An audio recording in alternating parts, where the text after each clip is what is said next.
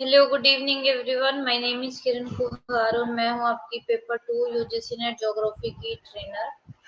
Live class शुरू हो गई है तो जल्दी से जल्दी अपनी लाइव क्लास ज्वाइन करो ताकि हम अपना जो सेशन है वो शुरू करते हैं। 2 मिनट वेट कर लेते हैं, उसके बाद जो क्लास है वो शुरू कर लेते हैं। तब तक के लिए अगर किसी भी बच्चे को कोई भी डाउट है किसी भी प्रकार का तो वो यहाँ पे अपनी क्वेरी लिख सकता है।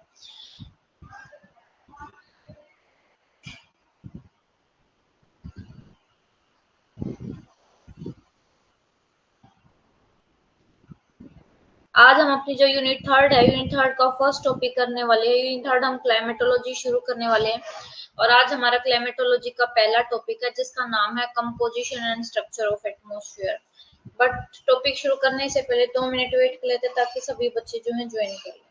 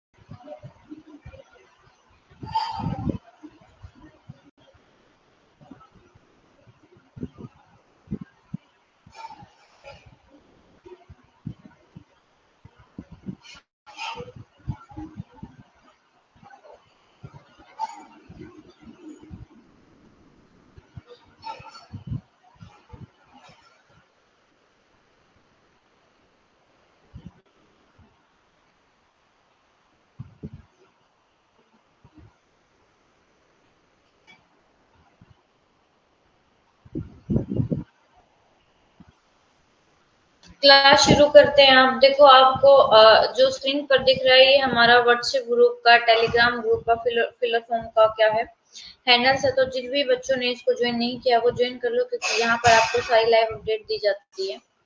ये जो फिलर फॉर्म है, फिलर फॉर्म का टेलीग्राम ग्रुप है, व्हाट्सएप ग्रुप है, इंस्टाग्राम चैनल है। जल्दी से इन सबको फॉलो कर लो ताकि आपको लाइव जो अपडेट्स हैं वो मिलती रहे।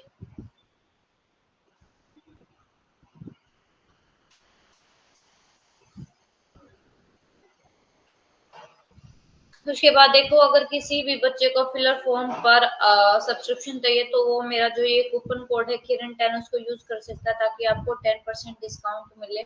उसके बाद ये हमारा रोड मैप है। हमारी यूनिट 1 हो गई है, यूनिट 2 भी होगी और आज हम ये यूनिट क्लाइमेटोलॉजी पे आ गए हैं। क्लाइमेटोलॉजी का देखो ये ओवरऑल सिलेबस है।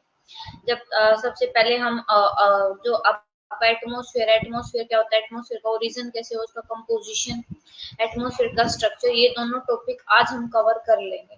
उसके बाद कल हम इंसोलेशन पढ़ेंगे, टेम्परेचर पढ़ना है, एटमॉस्फेरिक प्रेशर है और आपका विंड है, ये विंड के बारे में एक टॉपिक है। ह्यूमिडिटी है, प्रेसिपिटेशन है, एयर मास फ्रंट, साइक्लोन है, जी ग्लोब है और क्लासिफिकेशन ऑफ क्लाउड। आपका क्लाइमेट से ये टॉपिक आते हैं पेपर में।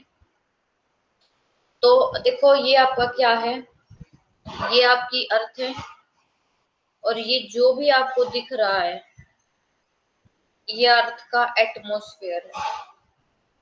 एटमॉस्फेयर क्या होता है? Atmosphere is a mixture of gases, dust particles and water vapour which surround around the earth because of gravitational force. Gravitational force की वजह से ये जो आपका एटमॉस्फेयर है वो अर्थ के चारों ओर लिपटा हुआ है। जैसे आपका एक बोल है, एक बोल के चारों ओर पोलोथीन होती है ना, ऐसे ही जो है आपका अर्थ है, अर्थ के चारों ओर ये जो आपका पॉलिथीन है इसको एटमॉस्फेयर बोला जाता है। Atmosphere is a mixture of gases which surround our earth because of gravitational force, क्योंकि ग्रेविटेशनल फोर्स ने इसको अपने तरफ बांध के रखा हुआ है। अब आपने जब आप पढ़ोगे तो सबसे पहले पढ़ोगे एटमॉस्फेयर का कंपोजिशन। कंपोजिशन क्या होता है कि जो हमारा अर्थ है वो किस किस चीज से मिलकर बना है, मतलब कि फॉर्मेशन किस किस चीज से मिलकर बनी है। तो आपका जो एटमॉस्फेयर है अर्थ का, उसकी जो कंपोजिशन है, उसका जो संगठन है, मतलब कि वो किस चीज से मिलकर बना है, डस्ट पार्टिकल से मिलकर बना है, गैसेस हैं, और आपका क्या है, वाटर वेपर है। ये सारी चीजें इसी से मिलकर आपका क्या बना है, एटमॉस्फेयर बना है। उसके बाद आपका है स्ट्रक्चर। स्ट्रक्चर किसको बोलते हैं, स्ट्रक्चर का मतलब होता है अरेंजमेंट, कि जो आपका एटमॉस्फेयर उसकी अरेंजमेंट कैसे है। देखो ये आपकी लेयर है आपके, इसमें सबसे पहले ट्रोपोस्फेयर, स्ट्रेटोस्फेयर, मेसोस्फेयर, थर्मोस्फेयर, और फिर आपके सबसे एंड में होती है एक्सोस्फेयर। इसके बारे में आज हम पढ़ेंगे। सबसे पहले है origin, composition and structure of atmosphere. Meaning और सिग्निफिकेंस क्या है। देखो आपका जो एटमॉस्फेयर एक मल्टी लेयर्ड है, मतलब कि आपने अभी अभी देखी ना कि जो आपके एटमॉस्फेयर में अलग अलग लेयर है, मल्टी लेयर है, गैसियस एनवलप यानी कि गैस से भरा हुआ जो अर्थ के चारों ओर सराउंड करता है। और जो एटमॉस्फेयर है वो अर्थ से किसकी वजह से अटैच है, ग्रेविटेशनल फोर्स की वजह से अटैच है। जो एटमॉस्फेयर है वो एक सिग्निफिकेंट कंपोनेंट आपके बायोस्फेरिक इकोसिस्टम का। देखो आपका बायोस्फेयर क्या है, बायोस्फेयर है जहां पे हमारी क्या एग्जिस्ट करती है, लाइफ एग्जिस्ट करती है, वो होता है आपका बायोस्फीयर। ठीक है, और बायोस्फीयर कहाँ कहाँ पे होता है, जहां पे आपका ये एटमॉस्फेयर, जहां पे आपका ये लिथोस्फेयर, और जहां पे आपका हाइड्रोस्फेयर, ये तीनों चीजें जहां पे मिलकर उसको बोला जाता है बायोस्फीयर। तो बायोस्फीयर का एक बहुत इंपॉर्टेंट पार्ट होता है एटमॉस्फेयर, क्योंकि देखो बायोस्फीयर में क्या है, आपकी लाइफ एग्जिस्ट करती है। ठीक है, हम जहां पर रहते हैं वो बायोस्फीयर है, जहाँ पे हमारी तीनों चीजें मिलती है, लिथोस्फीयर, हाइड्रोस्फीयर और आपका एटमॉस्फेयर। तो एटमॉस्फेयर क्या है, हमें गैसेस, हमें नाइट्रोजन, ऑक्सीजन जो चीज प्रोवाइड करते हैं वो एटमॉस्फेयर है। और आप सबको पता है कि हम 10 दिन तक पानी पिए बिना रह सकते हैं, लेकिन हम 10 सेकंड भी बिना सांस लिए नहीं रह सकते। तो एटमॉस्फेयर एक बहुत इंपॉर्टेंट क्या है, एक बहुत इंपॉर्टेंट कंपोनेंट है, क्योंकि ये सारी नेसेसरी की जो गैसेस आइटम है, गैसेस है, वो प्रोवाइड करता है लाइफ की सस्टेनेंस के लिए, लाइफ में जीने के लिए। ठीक है, अगर एटमॉस्फेयर की हाइट देखें तो एटमॉस्फेयर की हाइट 16 से 29 किलोमीटर तक फैली हुई है सी लेवल से, और ये एस्टिमेट किया गया है कि जो 97% आपका अफेक्टिव एटमॉस्फेयर है वो 29 किलोमीटर की हाइट तक है। ठीक है, उसके बाद है आपके एटमॉस्फेयर का ओरिजिन और एवोल्यूशन कैसे हुआ। देखो कि आपके जो अर्थ का जो एटमॉस्फेयर है वो जो अर्थ के ओरिजिन है, अर्थ के ओरिजिन के जैसे आपका अर्थ का ओरिजिन हो उसके बहुत बाद आपके अर्थ का जो एटमॉस्फेयर है उसका ओरिजिन हुआ है। और ये बिलीव किया कि जो हमारी अर्थ है वो 4.5 या 5 बिलियन ईयर्स एगो इसकी एज है। ठीक है, वो छोटे छोटे पार्टिकल्स है, जैसे आपकी प्लेनेट सिस्मल थ्योरी है टीसी चैम्बरलेन की, ये आपको बात अब जियोमॉर्फोलॉजी में एक्सप्लेन किया जाएगा। ठीक है, देखो जो आपका अर्थ का जो एटमॉस्फेयर है ना वो कैसे ओरिजिनेट हुआ है, बहुत सारी गैसिंग यानी कि गैस के ऐड होने से और गैस के निकलने की वजह से, यानी कि गैसिंग एंड डी गैसिंग, इन दोनों की वजह से जो अर्थ का एटमॉस्फेयर है, अर्थ के एटमॉस्फेयर का ओरिजिन हुआ है। यानी कि कभी गैस ऐड हो गई, कभी गैस रिमूव होगी। और ये भी प्रूव किया है कि अर्ली जो एटमॉस्फेयर था, यानी कि पहले जो हमारा एटमॉस्फेयर था वो कैसा था, विदाउट ऑक्सीजन, उसमें ऑक्सीजन प्रेजेंट नहीं थी। ठीक है, जो नॉन एग्जिस्टेंट गैसेस थी, first the non existent gases in the first solution stage of atmosphere include, सबसे पहले जो हमारी गैसेस थी वो कौन सी थी, आर्गन थी, carbon dioxide, oxygen, helium, nitrogen. ये जो गैसेस थी, these gases were added to atmosphere, ये टाइम टू टाइम ये गैसेस जो है अर्थ के एटमॉस्फेयर में ऐड होती गई हैं। ठीक है, कौन से प्रोसेस को, फिजिकल और केमिकल प्रोसेस की हेल्प से। ठीक है, पृथ्वी का जो वायुमंडल है गैसिंग या डी गैसिंग की वजह से बना है, या आपको केमिकल और फिजिकल एक्टिविटी की वजह से बना है। अब जो प्लेनेट सिस्मल हाइपोथेसिस है, जो ये क्या है,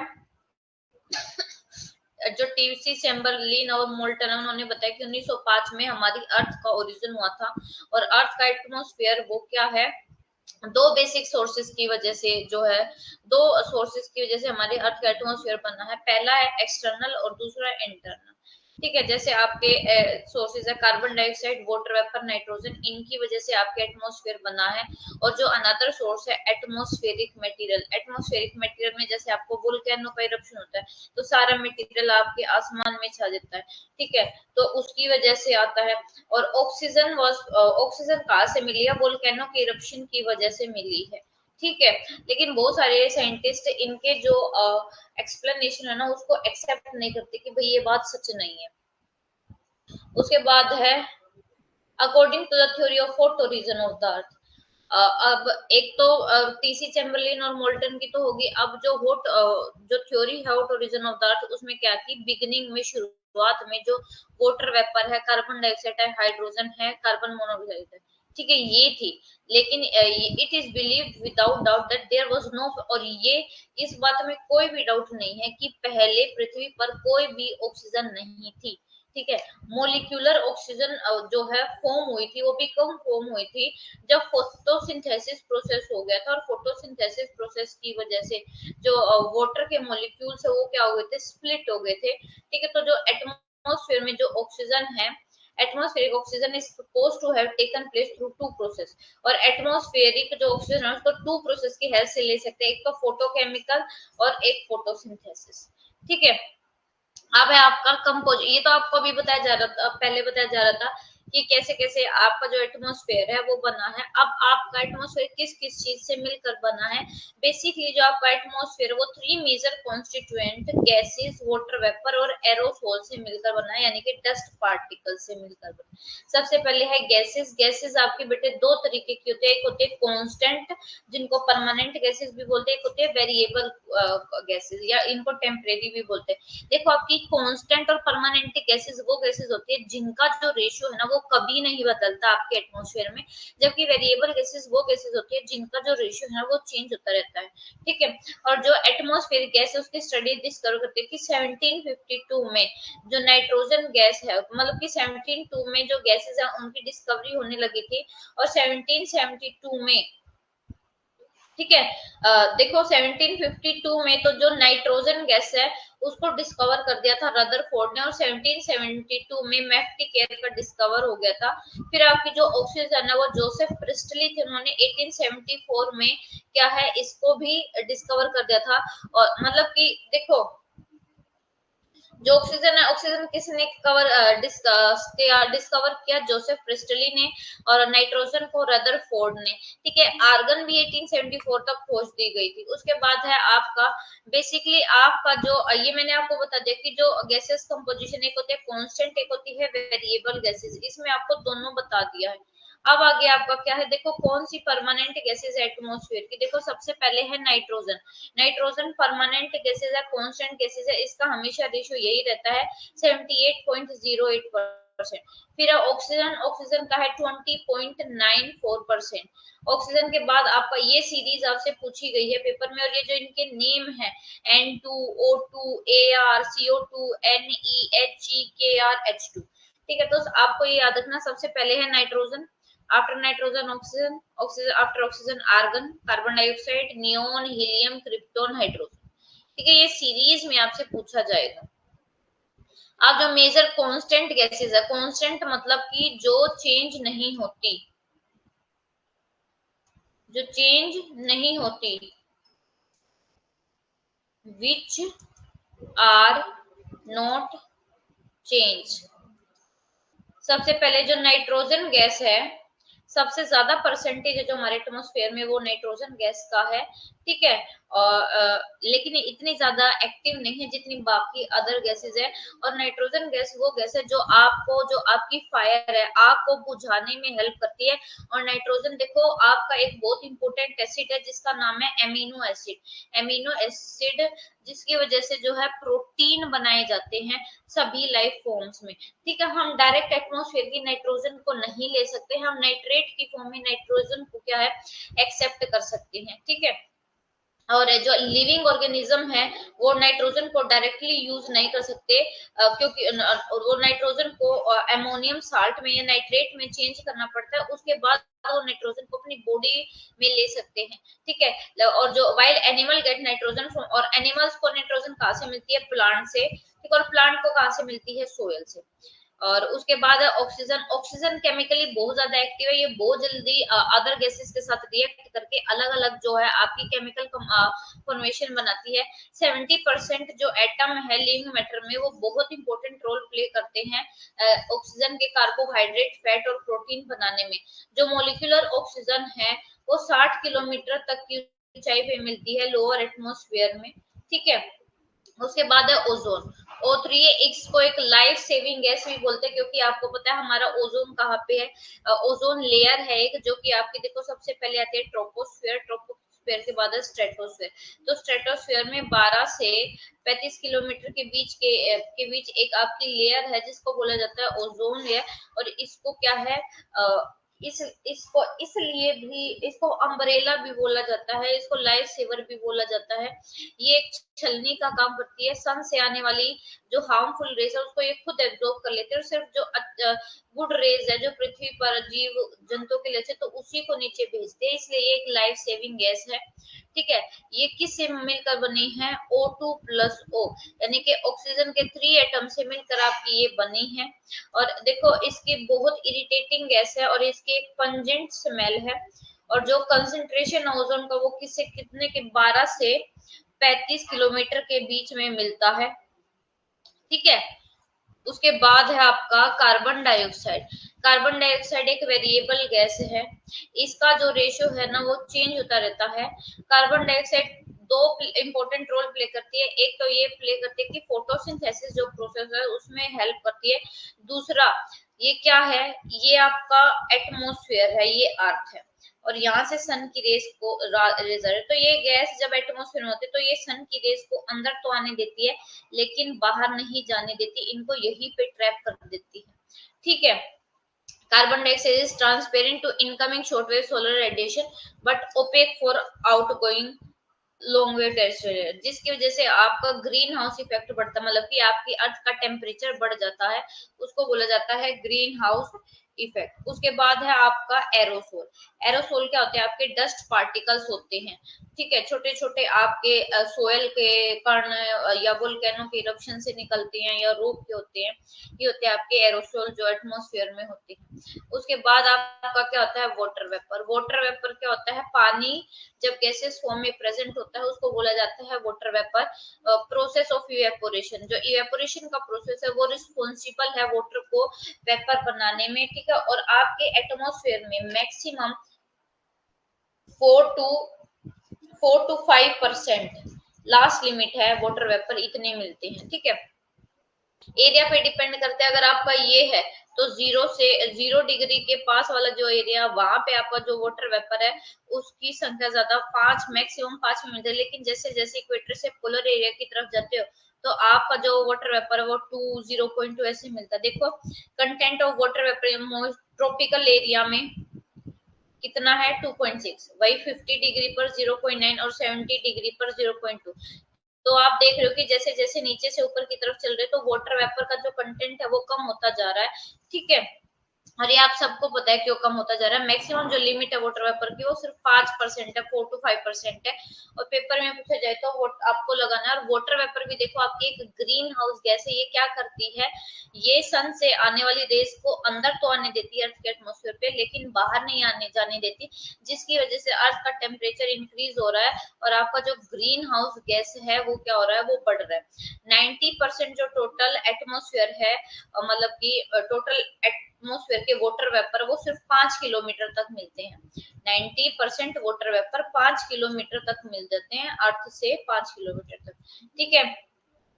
और अगर आप देखो कि जितने भी वाटर वेपर एटमॉस्फेयर में प्रेजेंट है, अगर एकदम से उन सब का क्या हो जाता है, कंडेंसेशन हो जाता है, तो एक बहुत मोटी लेयर अर्थ के चारों ओर छा जाती है। उसके बाद है, अब हम आगे हैं, फर्स्ट टॉपिक हो गया हमारा। अब हमारा है स्ट्रक्चर ऑफ एटमॉस्फेयर, कि हमारा जो एटमॉस्फेयर है ना उसका स्ट्रक्चर कैसा है, ठीक है। स्ट्रक्चर का मतलब है कि हमारी ये जो एटमॉस्फेयर उसमें कैसे कैसे क्या चीज है, उसकी कैसे अरेंजमेंट है। जैसे सबसे पहले है आपका ट्रोपोस्फेयर, फिर आपका स्ट्रेटोस्फेयर, आफ्टर दैट मेसोस्फेयर, फिर आपका थर्मोस्फेयर और आपका है एक्सोस्फेयर, ठीक है। अगर आपकी इफेक्टिव हाइट पूछी जाए एटमॉस्फेयर की, वो कितनी है, 16 से 29 किलोमीटर है सी लेवल से। But the height of the atmosphere, लेकिन एटमॉस्फेयर की हाइट कहाँ तक है, 800 किलोमीटर। आपका जो एटमॉस्फेयर है 0 से 800 किलोमीटर तक है, लेकिन इफेक्टिव जो हाइट है मोस्टली जहां तक हमें पता है वो 29 किलोमीटर तक पता है।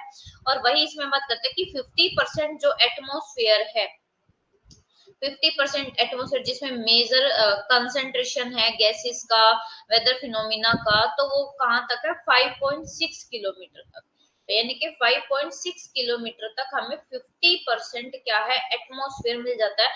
वही 97% टोटल एटमॉस्फेयर हमें कहां तक मिलता है, 97% टोटल हमें एटमॉस्फेयर 29 किलोमीटर तक मिलता है। उसके बाद है, अब एटमॉस्फेयर को दो कैरेक्टरिस्टिक के बेस पे डिवाइड किया गया, थर्मल कैरेक्टरिस्टिक यानी कि टेम्परेचर के बेस पे। तो पैटरसन ने उन्होंने एटमॉस्फेयर को 5 वर्टिकल जोन में डिवाइड किया हुआ है। सबसे पहले है ट्रोपोस्फेयर, स्ट्रेटोस्फेयर, उसके बाद ओजोनोस्फेयर, आयनोस्फेयर, एक्सोस्फेयर, ठीक। और सेकंड है केमिकल कंपोजिशन। अब ये देखो टेम्परेचर के बेस पे सबसे पहले ट्रोपोस्फेयर, स्ट्रेटोस्फेयर, मेसोस्फेयर, थर्मोस्फेयर। अब इसका याद रखना, ट्रोपोस्फेयर में टेम्परेचर कम, स्ट्रेटोस्फेयर में टेम्परेचर ज्यादा, मेसोस्फेयर में टेम्परेचर कम, थर्मोस्फेयर में टेम्परेचर ज्यादा। अर्थ के पूरे एटमॉस्फेयर में सबसे कम टेम्परेचर कौन सी लेयर में मिलता है, इस मेसोस्फेयर में मिलता है, ये भी याद रखना, ठीक है। उसके बाद देखो ट्रोपोस्फेयर में टेम्परेचर कम हो जाता है, बढ़ती ऊंचाई के साथ टेम्परेचर गिर जाता है, नॉर्मल लैप्स रेट वो इस ट्रोपोस्फेयर में एप्लीकेबल होता है। वही देखो आपका ये जो नॉर्मल लैप्स रेट है वो स्ट्रेटोस्फेयर में भी अप्लाई होना चाहिए, कि बढ़ती ऊंचाई के साथ टेम्परेचर कम होना चाहिए, लेकिन यहाँ पे क्या है, बढ़ती ऊंचाई के साथ टेम्परेचर बढ़ता है, यहाँ पे थर्मल एनोमली है, उल्टा है। क्यों, क्योंकि यहाँ पे 12 से 35 किलोमीटर के बीच में एक लेयर है जिसका नाम है ओजोन लेयर। ओजोन लेयर क्या करती है कि सन से आने वाली सभी अल्ट्रावायलेट रेज को अपने आप कंज्यूम कर लेती है, जिसकी वजह से ये अपने आप एब्जॉर्ब कर लेती है, जिसकी वजह से इसका टेम्परेचर बढ़ जाता है। उसके बाद है मेसोस्फेयर। मेसोस्फेयर में क्या है, बढ़ती ऊंचाई के साथ तापमान भी कम होता है। फिर वही होता है थर्मोस्फेयर। थर्मोस्फेयर में टेम्परेचर क्या होता है, ज्यादा होता है। क्यों, क्योंकि वहां पे देखो आपके सारा electromagnetic spectrum, radio wave, reflection सब कुछ यही से होता है। तो अब हम पढ़ेंगे सबसे पहले ट्रोपोस्फेयर। देखो ट्रोपोस्फेयर का जो नेम है वो किसने दिया, सबसे पहले याद रखना टिजरेंस डी बोट है, उन्होंने ट्रोपोस्फेयर का नेम रखा है, जिसमें ट्रोपो का मतलब, ट्रोपो क्या एक ग्रीक वर्ड है जिसका मतलब होता है मिक्सिंग, यानी कि ट्रोपोस्फेयर एक ऐसा जोन है जहाँ पे मिक्सिंग है या ट्रबुलेंस है। मतलब कि जितनी भी आप अर्थ पे एक्टिविटी देखते ना, कि बारिश हो रही है, आपको बर्फ दिख रही है कि बर्फ पड़ रही है, वोल्केनो इरप्शन हो रहा है, हवा चल रही है, टोर्नेडो आ रहा है, ह्यूरिकेन है, सुनामी है, वो जितनी भी एक्टिविटी होती है इस ट्रोपोस्फेयर में होती है। ट्रोपोस्फेयर के ऊपर ऐसी कोई एक्टिविटी हमें देखने को नहीं मिलती, क्योंकि जो ट्रोपोस्फेयर है ये आपका अर्थ है, अर्थ के सबसे पास जो लेयर है वो ट्रोपोस्फेयर है, और सारी जो भी एक्टिविटी है, जितनी भी ह्यूमन एक्टिविटी है वो सारी ट्रोपोस्फेयर में हो जाती है, ठीक है। तो इस फेज को क्या बोला जाता है, मिक्सिंग या turbulent, mixing zone, turbulent zone बोला जाता है। और इस लेयर को कन्वेक्टिव लेयर भी बोला जाता है। कन्वेक्टिव लेयर, अब कन्वेक्शन करंट क्या होती है, देखो ये आपका अर्थ है, अर्थ पर टेम्परेचर है, यहाँ पे एयर है, तो ये हवा जो है गर्म होकर क्या है, ये ऊपर उठी, गर्म होकर हवा हल्की हो जाती है, और जो हल्की हवा होती है वो ऊपर उठती है, ठीक है। और एक पॉइंट पे जाके ये क्या हो जाती है, ठंडी होती है, ठंडी होकर फिर वापस बैठने लगती है, ठीक है। ऐसे ये साइकिल चलती रहती है, गर्म होकर ऊपर उठी, फिर ठंडी होकर नीचे बैठ गई, ऊपर उठी नीचे बैठी, इनको बोला जाता है कन्वेक्शन लेयर, कन्वेक्शन करंट्स, ठीक है। ये भी आपकी ट्रोपोस्फेयर में ही होती है। जितने भी वेदर फिनोमिना होता है, चाहे वो इवेपोरेशन है, कंडेंसेशन है, प्रेसिपिटेशन है, क्लाउड है, ड्यू है, रेनफॉल है, स्नोफॉल है, थंडर है, लाइटनिंग है, वो सारी इस लेयर में होती है। और इस लेयर में 75% जो गैसियस मास है एटमॉस्फेयर का, मतलब कि 75% आपके वाटर वेपर, एरोसोल, ये सब इसी में मिलते हैं, ठीक है। देखो अब लोअर जो ट्रोपोस्फेयर है उसके दो पार्ट है, लोअर ट्रोपोस्फेयर और अपर ट्रोपोस्फेयर। लोअर ट्रोपोस्फेयर को फ्रिक्शन लेयर भी बोलते हैं। फ्रिक्शन लेयर क्यों? क्योंकि देखो ये आपका लोअर ट्रोपोस्फेयर, इसमें बड़ी बड़ी बिल्डिंग्स हैं, माउंटेन्स हैं, तो हवा आती है, फ्रिक्शन होता है, इसलिए इसको फ्रिक्शन लेयर बोला जाता है, ठीक है। जिसकी हाइट 1 से 3 किलोमीटर अर्थ के सरफेस पे, और इसमें क्या होता है, इन्वर्जन ऑफ टेम्परेचर, यानी कि तापमान का उल्टा होना भी, ठीक है। और देखो एक यहाँ पे है जिसको बोला जाता है नॉर्मल रैप्स रेट, की बढ़ती ऊंचाई के साथ तापमान में कमी आती है, तो देखो इसको बोला जाता है नॉर्मल लैप्स रेट, ठीक है। The rate of decrease of temperature called as normal rate, normal lapse rate. Normal lapse rate आपसे पूछा जाता है कि बढ़ती ऊंचाई के साथ जब तापमान में कमी आती है तो उसको क्या बोला जाता है, नॉर्मल लैप्स रेट। अब देखो,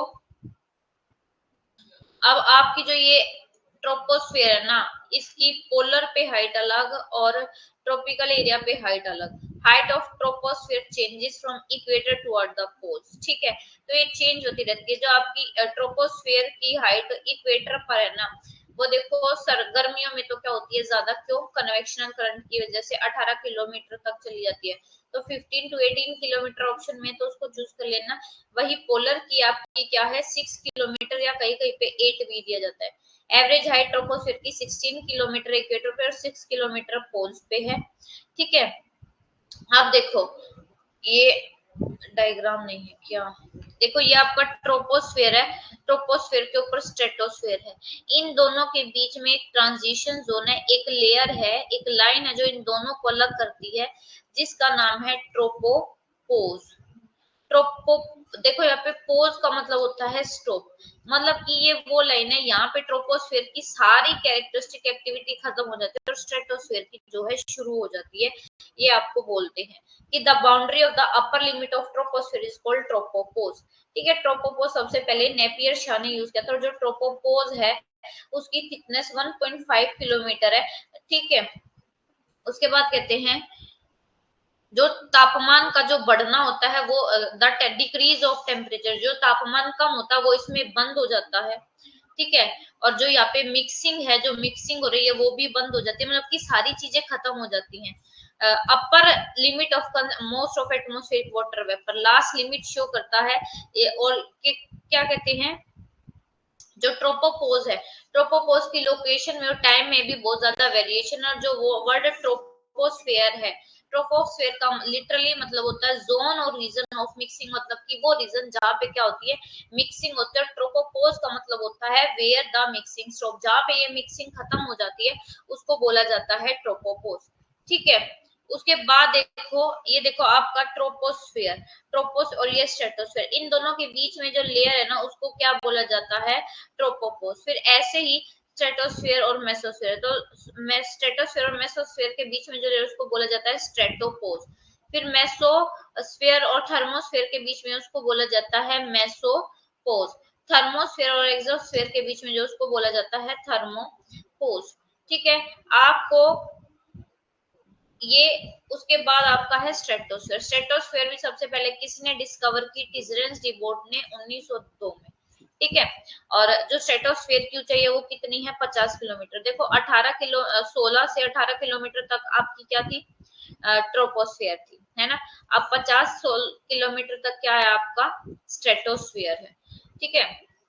देखो ये जो 16 से 18 किलोमीटर आपका ट्रोपोस्फेयर है ना, वो आपका ट्रॉपिकल एरिया पर है, 8 किलोमीटर भी है, ठीक है, आपका पोलर एरिया पर ट्रोपोस्फेयर। और देखो कंट्रास्टिंग ओपिनियन है। कोई कोई कहता है कि कोई चेंज नहीं होता है टेम्परेचर इसमें जैसे जैसे हाइट बढ़ती है, बट ये माना गया है कि इंक्रीज टेम्परेचर इंक्रीज हो जाता है। क्यों? क्योंकि जो अल्ट्रावायलेट रेज है, जो ओजोन लेयर है, ओजोन लेयर अल्ट्रावायलेट रेज को एब्जॉर्ब कर लेती है सन को, जिसकी वजह से टेम्परेचर बढ़ जाता है। और इसमें कोई वेदर फिनोमिना नहीं होता, कोई बादल बादल कुछ नहीं होते हैं। कभी कभी नॉक्टिल्यूशन क्लाउड देखने को मिलते हैं ट्रोपोस्फेयर ना, कभी कभी जो कन्वेक्टिव लेयर्स है ना वो यहाँ तक चली जाती है, तो जिसकी वजह से थोड़े बहुत बादल यहाँ देखने को मिल जाते हैं, उनको नॉक्टिल्यूशन बादल बोलते हैं। अदरवाइज और कोई जो आपकी एक्टिविटी है ना इसमें नहीं होती है। कभी कभी सीरियस क्लाउड, जिसको मदर ऑफ पर्ल क्लाउड भी बोलते हैं, नेक्रेस क्लाउड भी बोलते हैं, वो स्ट्रेटोस्फेयर में देखने को मिल जाते हैं। और जो ओजोन का कंसेंट्रेशन है इसमें 15 से 35 किलोमीटर के बीच में है। यानी कि देखो ये 12 से 50 किलोमीटर तक, 8 से 50 किलोमीटर तक आपकी स्ट्रेटोस्फीयर है। तो इसमें 12 से 35 किलोमीटर तक जो मिलती है ना, ये कौन सी आपकी ओजोन लेयर मिलती है। और रिसेंटली जो रिसर्च है वो ये शोन कर रही है कि जो ओजोन गैस है उसका लगातार, ओजोन लेयर का लगातार डिप्लीशन हो रहा है, जिसकी वजह से और किसकी वजह से ये डिप्लीशन हो रहा है? Human activity. ह्यूमन क्या यूज कर रहे हैं आज? एसी यूज कर रहे हैं आज, ह्यूमन एरोसोल्स यूज कर रहे हैं, परफ्यूम यूज कर रहे हैं, डीओ यूज कर रहे हैं, फ्रीजर कर रहे हैं, रेफ्रिजरेटर कर रहे हैं, ये सब यूज कर रहे हो। जिससे कौन सी गैस निकलती है? जिससे निकलती है CFCl, क्लोरोफ्लोरोकार्बन। ये क्लोरोफ्लोरोकार्बन जो हमारा लोअर एटमॉस्फेयर है ना, हम ह्यूमंस के लिए हार्मफुल नहीं है, लेकिन जैसे ही ये गैस हवा के साथ ऊपर की तरफ जाती है तो उसकी वजह से क्या होता है? हमारे ओजोन लेयर में होल होता जा रहा है। जो मेन रीजन है ओजोन डिप्लीशन का वो है हेलोजेनेटेड गैसेस, जिसको बोला जाता है क्लोरोफ्लोरोकार्बन। ठीक है, ठीक है। और जिसकी वजह से क्या होता है? बहुत टॉक्सिक इफेक्ट पड़ रहा है हमारे लाइफ प्रोसेस पे, हमारे बायोस्फीयर पे। ऐसे ही जो नाइट्रोजन ऑक्साइड है, नाइट्रोजन ऑक्साइड कहाँ से निकलती है? जैसे आपके जेट है, आपके एरोप्लेन है जो फ्लाई कर रहे हैं, वहां से निकलती है, जिसकी वजह से ग्लोबल वार्मिंग हो रही है, एसिड रेन हो रही है। ग्लोबल वार्मिंग क्या होती है कि जब आपके अर्थ का टेम्परेचर 1 डिग्री सेल्सियस से भी बढ़ जाता है तो उसको ग्लोबल वार्मिंग का नाम दिया गया है। आपकी रेन, एसिड रेन हो रही है। ठीक है, एसिड रेन क्या हो रही है कि देखो पोल्यूशन हो रहा है, तो पोल्यूशन होने के वजह से जो सारी गैसेस है वो आपके एटमॉस्फेयर में इकट्ठी हो जाती है। जैसे ही आपकी बारिश होती है तो वो एसिड रेन होती है, आपके ग्लेशियर पिघल रहे हैं, सी लेवल बढ़ रहा है, स्किन कैंसर, वाइट जो पीपल उनको स्किन कैंसर का खतरा बढ़ रहा है, और स्मोक बहुत जहरीली हो रही है। तो नेचर में क्या हो रही है? इंस्टेबिलिटी हो रही है। ठीक है, ये ट्रोपोस्फेयर है 0 से 10 किलोमीटर, कहीं पे ये है। उसके बाद 10 से 50 किलोमीटर के बीच में आपके यहाँ क्या है? स्ट्रेटोस्फेयर। और इस स्ट्रेटोस्फेयर में भी 12 से 35 किलोमीटर के बीच में एक लेयर है जिसका नाम है ओजोन लेयर। और ओजोन लेयर क्या है? एक सेविंग लेयर है जो अर्थ की लिविंग बींग्स को, जो सन है, सन की अल्ट्रावायलेट रेस से सेव करता है। उसके बाद आपका मेसोस्फेयर, मेसोस्फेयर की जो हाइट है वो 50 किलोमीटर से 80 किलोमीटर के बीच में है। और इस मेसोस्फेयर में टेम्परेचर फिर से क्या है? गिर जाता है, डिक्रीज हो जाता है। यहाँ पे जो टेम्परेचर है वो देखो -100 टू -133 डिग्री सेल्सियस भी मिल रहा है, इससे भी नीचे चला जाता है। और जो आपका मेसोस्फेयर और थर्मोस्फेयर को अलग करने वाली एक लेयर है जिसका नाम है मेसोपोज। ठीक है, यहाँ पे जो अब मेसोपोज में क्या होता है? जो मेसोस्फेयर में तापमान गिरना हो रहा था ना, तापमान गिरा था, वो इस मेसोपोज में बंद हो जाता है। ठीक है, उसके बाद है आपका थर्मोस्फेयर। देखो थर्मोस्फेयर में क्या होता है? टेम्परेचर इंक्रीज होता है, बढ़ती हाइट के साथ टेम्परेचर भी बढ़ता है। ठीक है, लेकिन यहाँ पर जो एयर प्रेशर है वो बहुत लो होता है, क्योंकि यहाँ पे डेंसिटी नहीं होती है। और जो टेम्परेचर है इसकी जो देखो 17,000 डिग्री सेल्सियस, 1700 डिग्री सेल्सियस तक यहाँ पे क्या होता है? टेम्परेचर होता है। और ये भी पॉइंट आउट किया गया है कि ये जो टेम्परेचर है ये ऑर्डिनरी थर्मोमीटर के हेल्प से नहीं मेजर किया जा सकता। जो थर्मोस्फेयर, इसको दो लेयर में डिवाइड किया गया, आयनोस्फेयर और एक्सोस्फेयर। ठीक है, आयनोस्फेयर, देखो थर्मोस्फेयर को आयनोस्फेयर भी बोलते हैं, और जो लास्ट लेयर है हमारे अर्थ की उसको बोला जाता है एक्सोस्फेयर। आयनोस्फेयर हमारा 80 टू 640 किलोमीटर तक आपकी क्या है? फैली हुई है। ठीक है, there are a number of iconic layers in this sphere. देखो आपकी जो आइनोस्फीयर है ना, एक मिनट समझो, ये आपकी आइनोस्फीयर है। आइनोस्फीयर में क्या होता है? ये देखो आपकी 3 लेयर है, D layer, E layer, F layer. तो देखो आपका D layer, E layer, F layer. Ionosphere में बेसिकली ये होता है कि आपकी जो गैसेस है वो क्या होती है? रिफ्लेक्ट होती है। 1 मिनट बेटे, 1 मिनट वेट करो।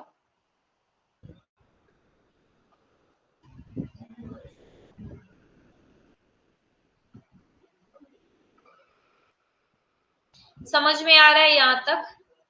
अगर कोई भी इश्यू है तो पूछ लो। 2 मिनट रुक जाती हूँ मैं, अगर आपको नहीं समझ में आ रहा है ना तो पूछ लो।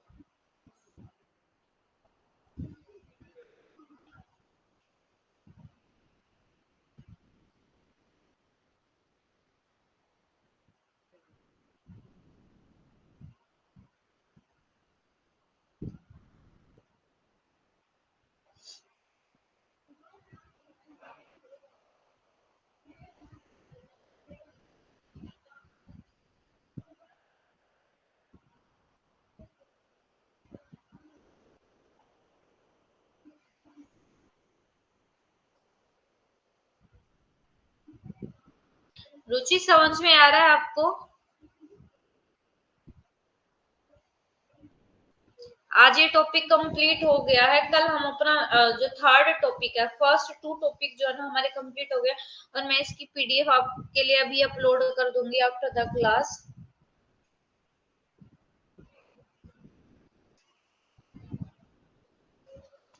ठीक है, ये है आपका आइनोस्फेयर। आइनोस्फेयर की हाइट है 80 से 640 किलोमीटर तक फैली हुई है, और इसमें 3 लेयर मिलती है आइनोस्फेयर के अंदर, D layer, E layer, F layer. अब सबसे पहले है और जी लेयर भी।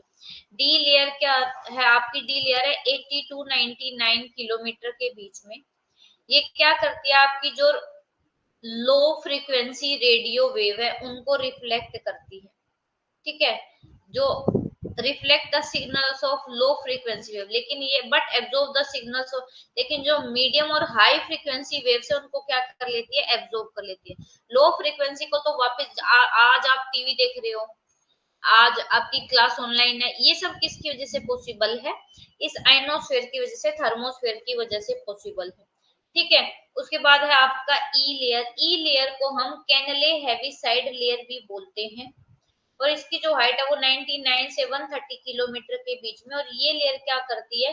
मीडियम और जो हाई फ्रीक्वेंसी रेडियो वेव है उनको अर्थ के क्या करती है?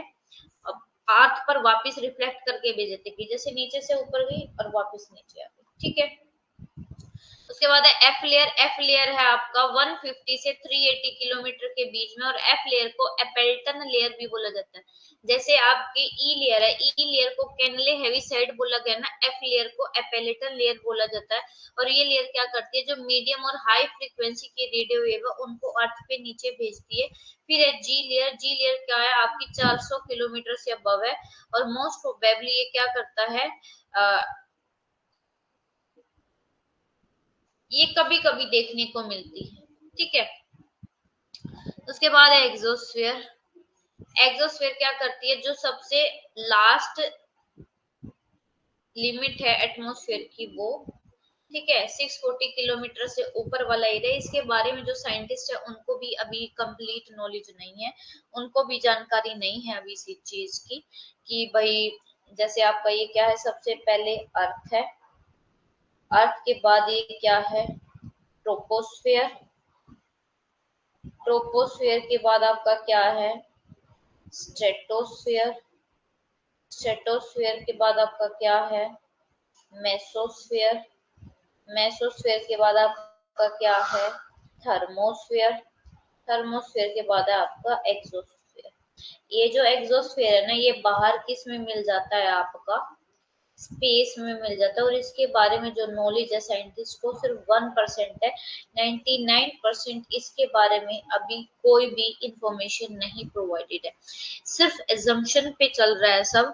ठीक है, द डेंसिटी की यहाँ पे डेंसिटी बहुत लो हो जाती है, और यहाँ पे जो एटमॉस्फेयर है वो एक नेबुला, मतलब कि एक गैस के बादल की तरह दिखता है, और यहाँ पे जो टेम्परेचर वो 5-6 डिग्री सेल्सियस तक हो जाता है। ठीक है, लेकिन ये जो टेम्परेचर है ना, ये बहुत डिफरेंट है हवा के टेम्परेचर से या अर्थ सरफेस पे, मतलब कि आज तक ये टेम्परेचर हमने कभी अर्थ के सरफेस पे फील ही नहीं किया है।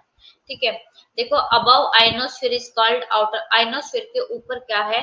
एक आउटर एटमॉस्फेयर है जिसको हम एक्सोस्फेयर भी बोलते हैं।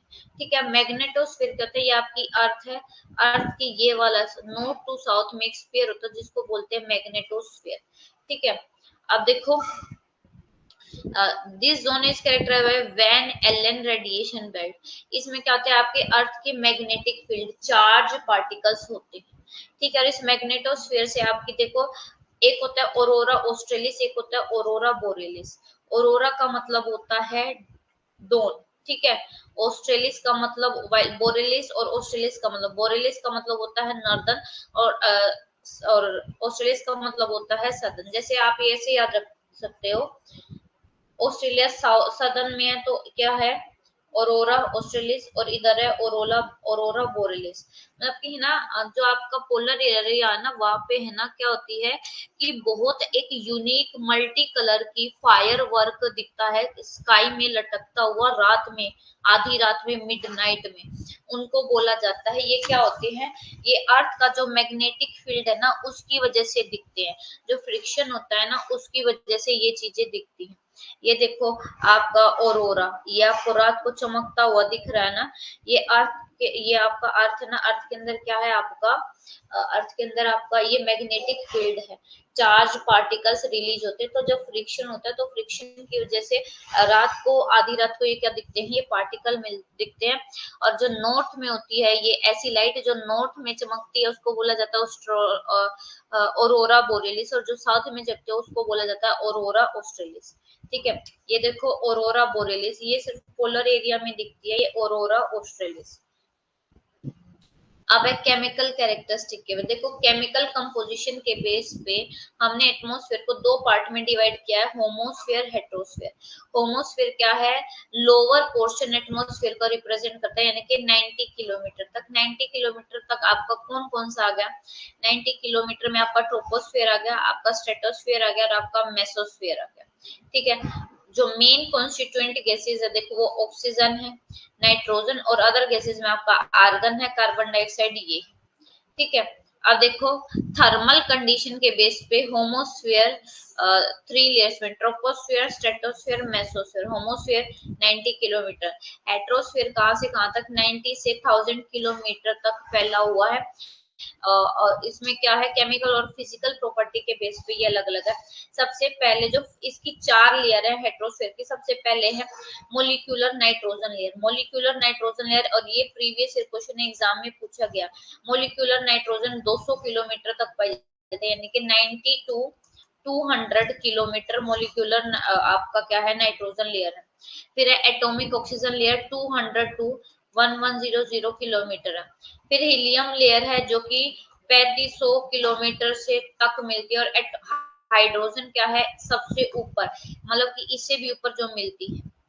ठीक है, तो आप ऐसे याद रख सकते हो कि सबसे पहले क्या है आपका, नाइट्रोजन लेयर।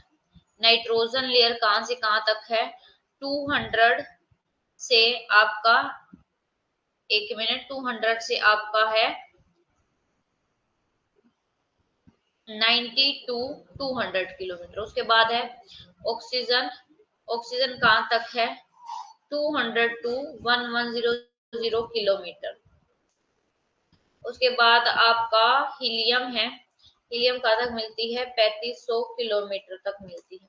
फिर हाइड्रोजन 3500 से भी ऊपर मिलती है। ठीक है, तो ये जो टॉपिक है ना ये हमारा कंप्लीट होता है। सबसे पहले देख लो, सबसे पहले देख लो आपका क्या है, ट्रोपोस्फेयर। ट्रोपोस्फेयर को क्या बोला जाता है, मिक्सिंग जोन। ठीक है, और ये कहां तक है, 8 टू 16 किलोमीटर तक, 8 पोलर पे और 16 आपका इक्वेटर पे। उसके बाद आपका स्ट्रेटोस्फेयर, स्ट्रेटोस्फेयर आपका 12 टू 50 किलोमीटर, और इसमें भी 12 टू 35 किलोमीटर के बीच में क्लियर है, जिसको बोला जाता है ओजोन लेयर। उसके बाद है आपका मेसोस्फेयर। मेसोस्फेयर क्या है, 80 किलोमीटर तक है, सबसे कोल्डेस्ट लेयर है। उसके बाद है आपका थर्मोस्फेयर। थर्मोस्फेयर कहाँ से कहाँ तक फैली हुई है? थर्मोस्फेयर फैली हुई है आपकी 640 किलोमीटर तक। उसके बाद है आपका एक्सोस्फेयर।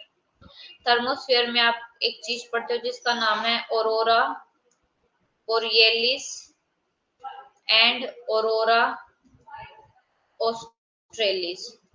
थर्मोस्फेयर के 4 पार्ट हैं, D layer, E layer, F layer, G layer. E layer को क्या बोला जाता है? कैनले हेविसाइड। एफ लेयर को बोला जाता है एपेलेटन लेयर, और जी लेयर कभी कभी देखने को मिलती है। ये सारी चीजें आपने पढ़ी है, अगर ये नहीं समझ में आया है तो पूछ लो, ठीक है।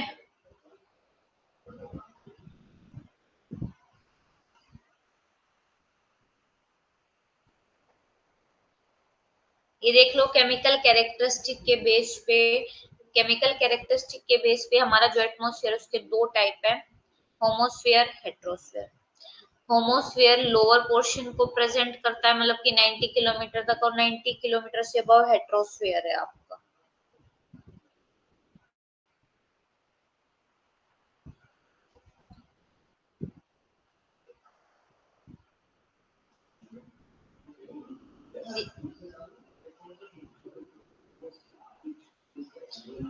थर्मोस्फेयर के बारे में मैंने आपको सब बता दिया है कि जो थर्मोस्फेयर है, थर्मोस्फेयर में टेम्परेचर बहुत ज्यादा है, और मतलब कि ये टेम्परेचर है ना ऐसा है कि जो नॉर्मल हमारे अर्थ पे देखने को नहीं मिलता है ना। एक बार इसको चेक करो कि आप लोगों को समझ में आया या नहीं आया, फिर आगे चलेंगे।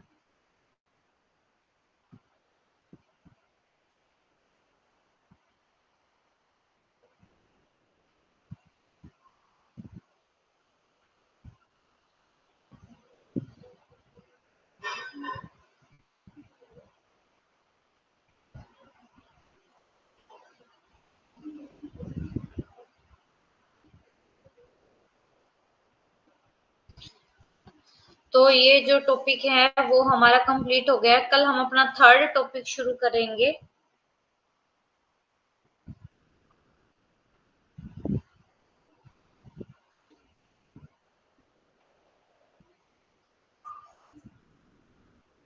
फिर भी अगर किसी को नहीं समझ में आ रहा है ना, तो बेटे एक बार आप कमेंट करके बता सकती हो।